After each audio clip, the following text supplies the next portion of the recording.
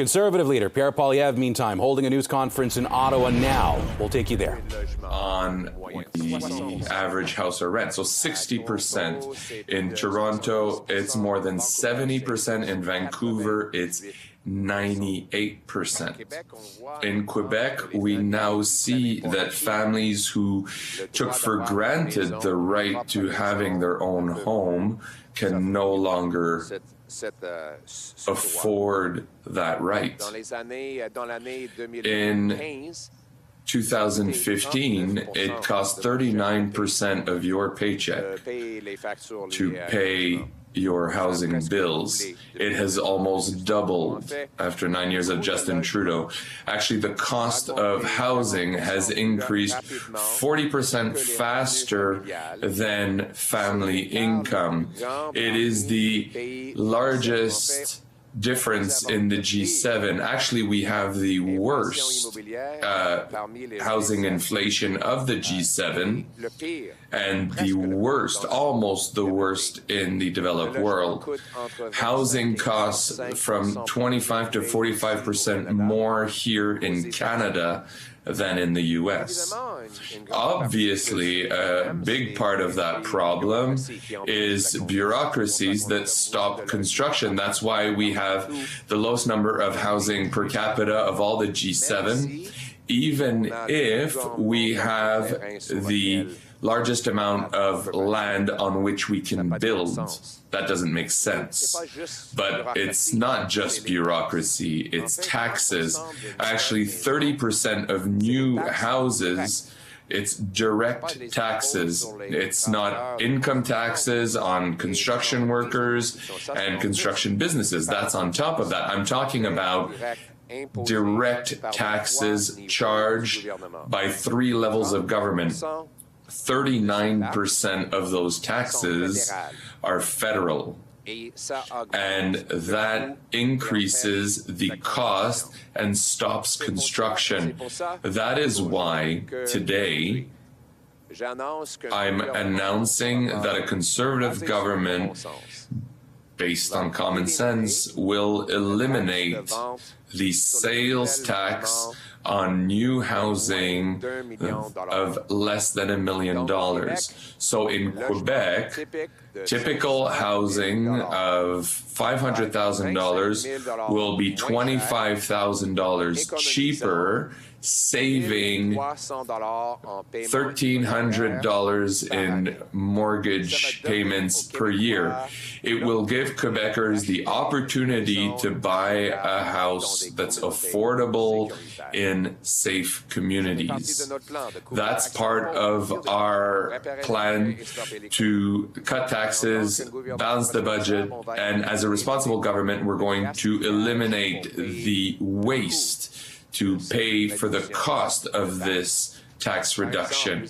For example, we're going to eliminate $8 billion from liberal programs that the Liberals have admitted have not built a single house. The Accelerator Fund gave money to municipalities who then reduced construction. Montreal, Toronto, Winnipeg, Vancouver have all reduced construction since receiving that federal money. And actually, Toronto increased taxes on 40% of constructions after receiving that money. So why does the federal government reward municipalities who stop construction?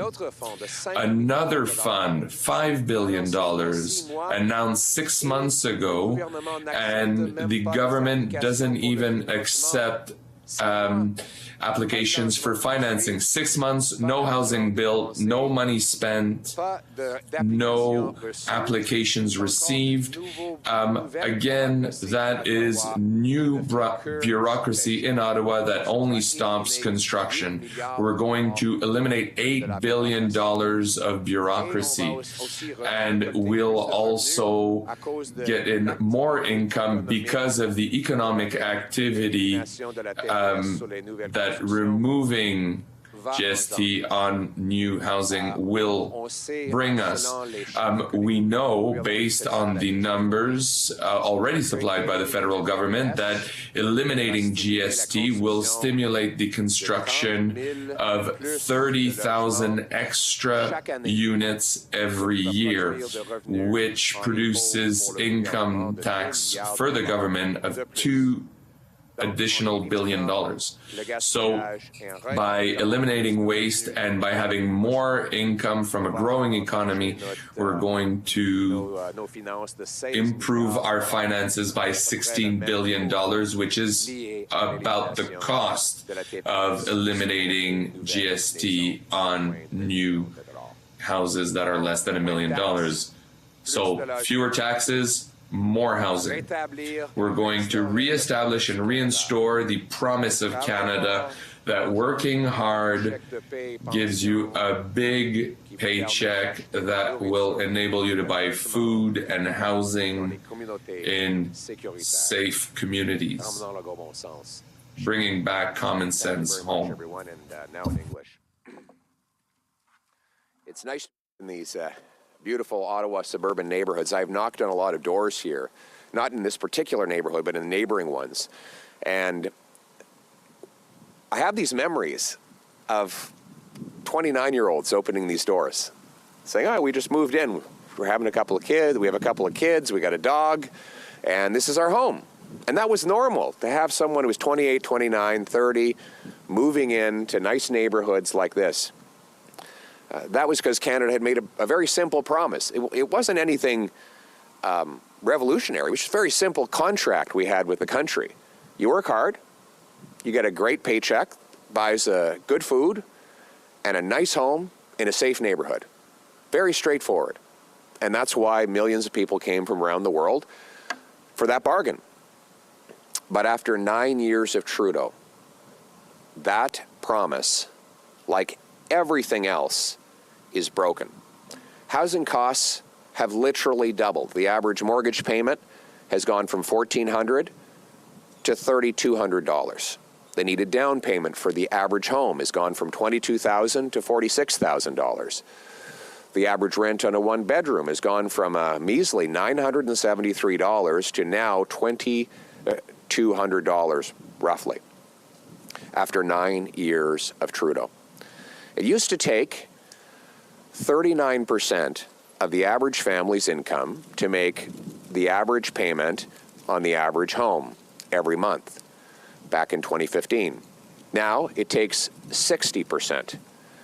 In Toronto today, it takes over 70% of your pre-tax income to make payments on the average home. In Vancouver, it's 98% of pre-tax income, meaning if you're in Vancouver today with the average income and you wanted to buy the average home, you'd have to stop paying taxes, stop eating, stop buying clothing, stop driving, stop vacationing, stop all forms of recreation, and it would still take 98% of all the money you had to make that monthly payment.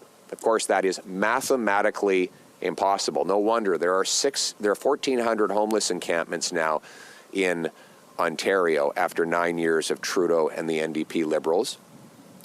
25% of Canadians live in poverty. 1/4 of kids go to school hungry every single day, according to the government's own data.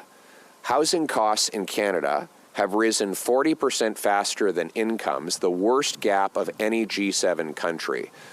In fact, Vancouver is now the third most expensive, Toronto the 10th in the world when you compare median income to median house prices, and homes in the United States are between 25 and 45% cheaper than they are on the Canadian side of the border, proving this is not a global problem, it is made in Canada. Now, obviously, government gatekeepers that block home building are largely to blame for the fact that we have the fewest homes per capita in the G7, even though we have the most land to build on. But there's also the taxes. In Ontario today, 1/3 of the cost of every new home is direct taxes. That does not include the indirect taxes of For example, income tax on construction workers and businesses, or all the paperwork and delays and consultants you have to pay just to get the building permits. I'm talking about direct taxes. So let's get this clear. When you buy a new home today, more of the money you spend goes to bureaucrats than goes to the carpenters, electricians, and plumbers who actually build the house. This is insane. The number one cost for a home is government. Government bureaucrats, government taxes, government gatekeepers.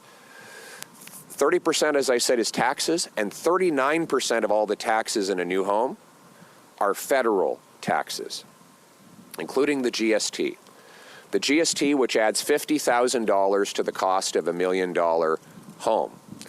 It's a 5% federal tax. It was supposed to be indexed. You used to have a rebate on the first $450,000 of a new home back when the GST was instituted 3 decades ago. That threshold was supposed to go up every year, but it didn't. And now, good luck trying to get a house for $450,000. You can't find anything for that after 9 years of Trudeau. So everybody basically is paying GST on their new home. The GST was not meant to apply to the basic necessities of food and housing. That's why the exemption existed in the first place. It is also why today I am announcing that a Pierre Poilievre-led common sense conservative government will axe the sales tax on new homes under $1 million.